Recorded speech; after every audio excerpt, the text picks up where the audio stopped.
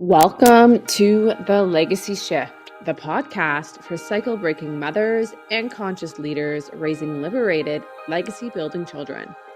I'm your host, Patricia Abdallah, TEDx speaker, generational healing guide, and mother of four on a mission to end inherited pain and parent with power.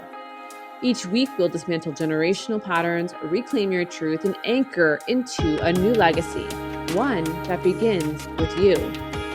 You won't find perfection here, just healing, truth-telling, and the sacred work of becoming the parent your children don't need to heal from. Let's break the cycle together. Welcome back to episode 4 of the Legacy Shift podcast. I'm so excited about today's episode where we're diving into how parents today are operating from inherited pain, not something that we've chosen. And it's going to be a powerful episode. It's also going to be eye-opening. And hopefully there's going to be lots of mic drops in this podcast episode that you can take with you.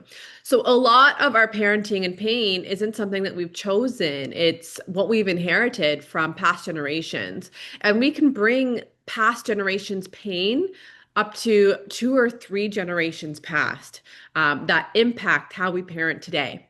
So the cool thing about this, though, is that what we have the opportunity to change that pain into healing. And what we heal, then our children don't have to heal from. So we can heal the pain from the past, from our generation, from previous generations, so that our children don't have a childhood that they feel like they have to heal from.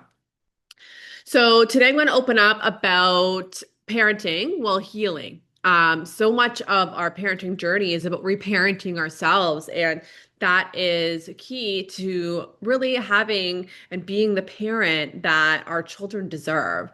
It's not easy to parent while you heal. It is something that is eye-opening and groundbreaking, and something that is so transformational and so impactful as parents.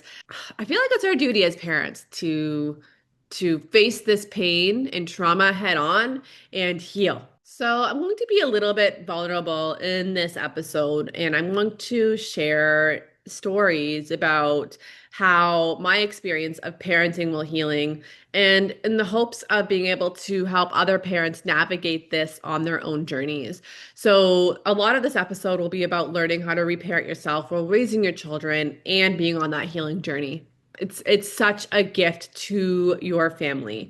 So some things we're going to be talking a little bit about today is what it means to parent with unchosen trauma, some signs that your wounds are influencing your parenting, the power of self-compassion in the healing process, some strategies to parent yourself, and then choosing to pass down healing instead of pain. Okay, so let's dive into today's episode. What it means to parent with unchosen trauma.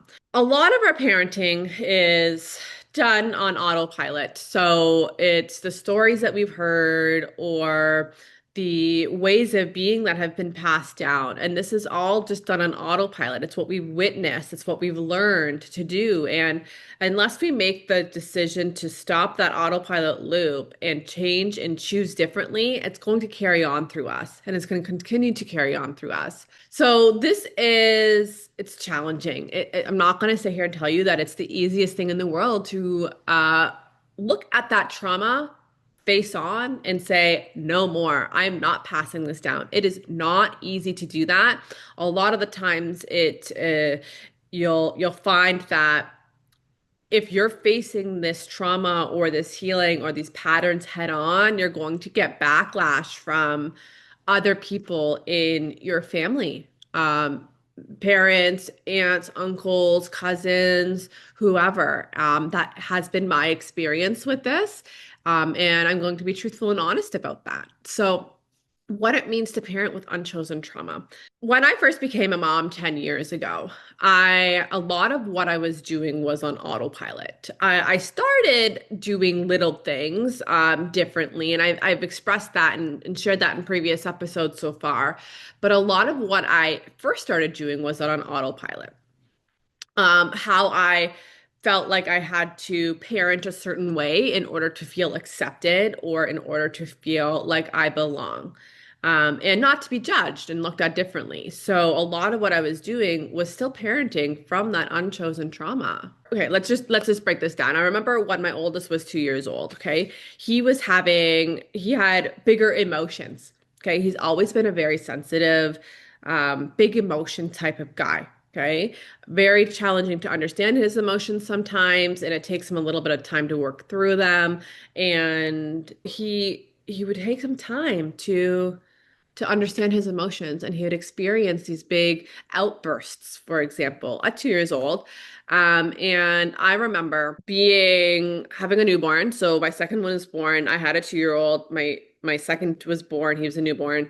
And I remember being at a gathering very clearly. I remember being at a gathering, and like I think it was like a birthday party or something with these people and whatever. And there was all these emotions running around. And my 2 year old at that time chose not to play with the other children. He chose to play quietly in his own little corner with some blocks that he had found. He was not impacting anybody or anything. So, as a result of that, I had several people in my family who I had at that point looked up to because they had knowledge on childcare or knowledge on how to raise children.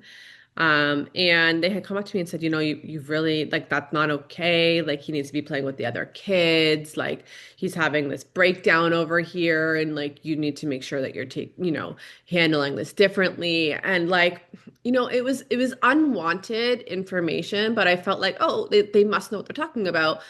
I need to follow this guideline.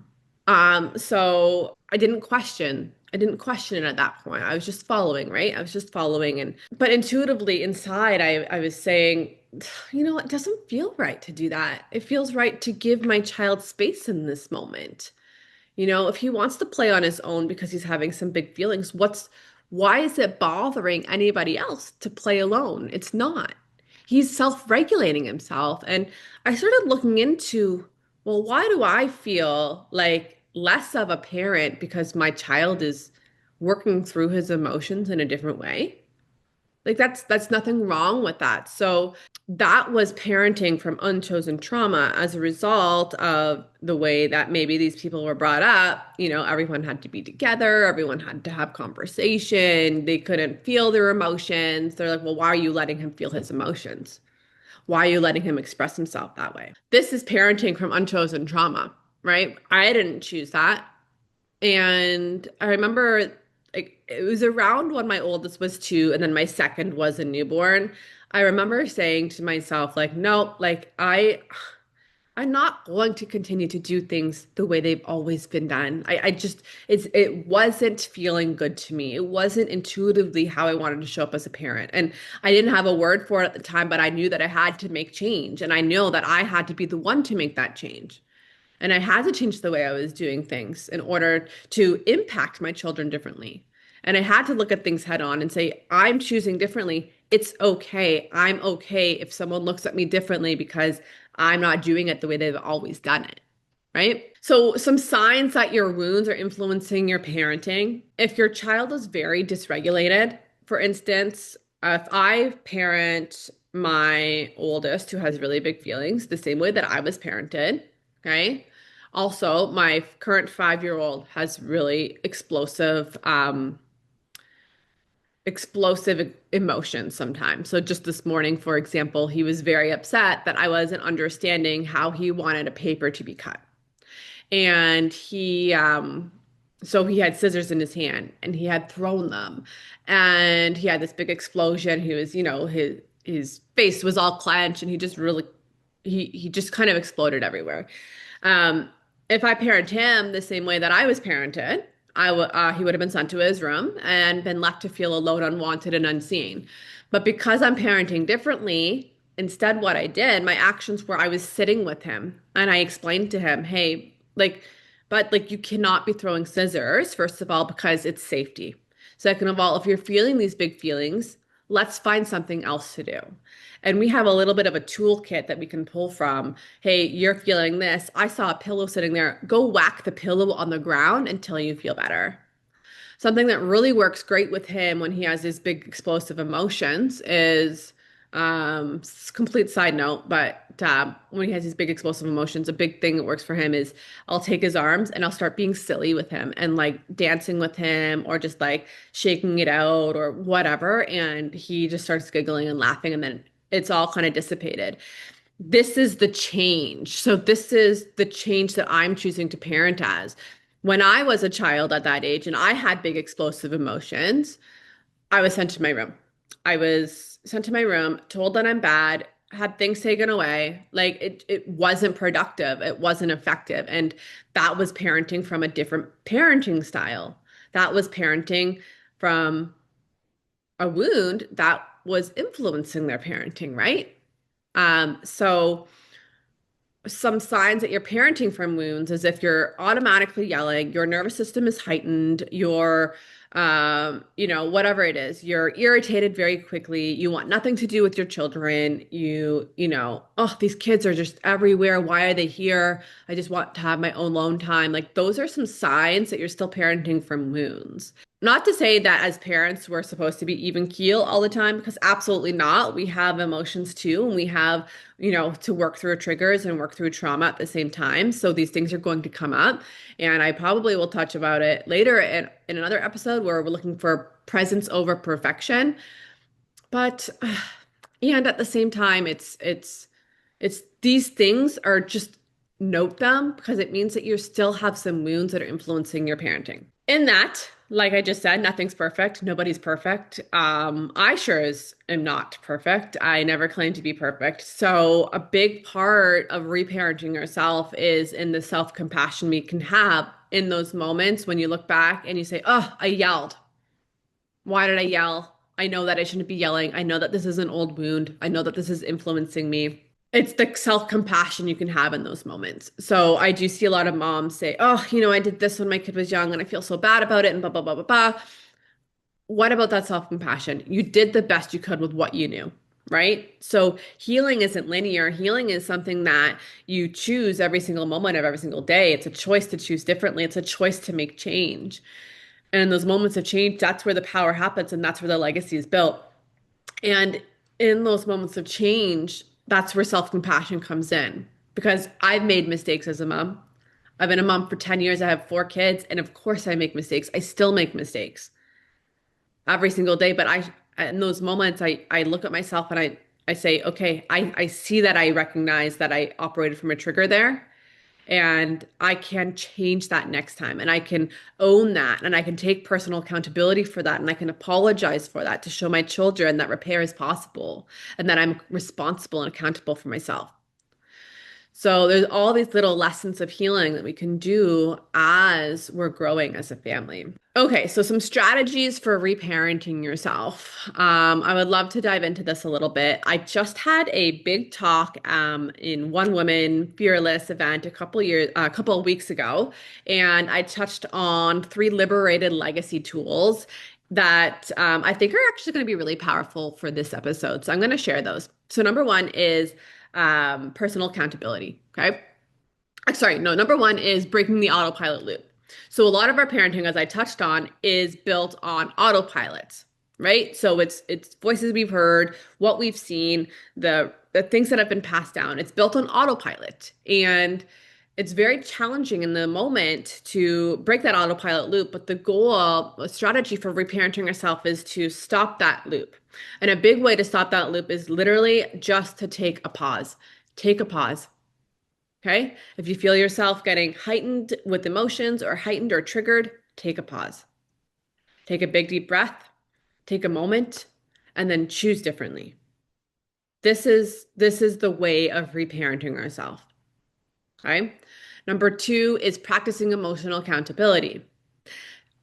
Emotional accountability can look like if you yelled and then you realize, hey, I know that I'm not reacting the way that I would like to react in order to create the legacy I want to create, then this is where practicing emotional accountability comes into play. So you're going to make mistakes as a parent. It's just going to happen.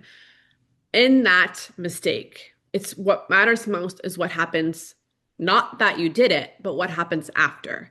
So the key here is to show that your children show your children that you are accountable and that, most importantly, repair is possible. So number one, mistakes are okay, and that repair is possible. You're taking and practicing emotional accountability for how you showed up in that moment. So this could look like, I yelled at my child. Afterward, hey bud, I'm sorry I yelled at you. Those emotions were mine and they're my responsibility. I'm sorry. And you can give them a hug, right? This is a strategy for reparenting yourself. Number three is radical self-trust. So in radical self-trust, that is that intuitive feeling I've been talking about, that intuitive feeling that came up for me that says, I want to do things differently. I'm not doing things the way they've always been done because guess what? They didn't work. I feel like I have to heal every single time that I look at my kids and I'm reparenting myself. And I don't want that for my children. Radical self-trust is trusting that inner voice to lead you on the legacy that you want to build. So those three tools, breaking the autopilot loop, practicing emotional accountability, and radical self-trust, those are strategies to help you reparent yourself.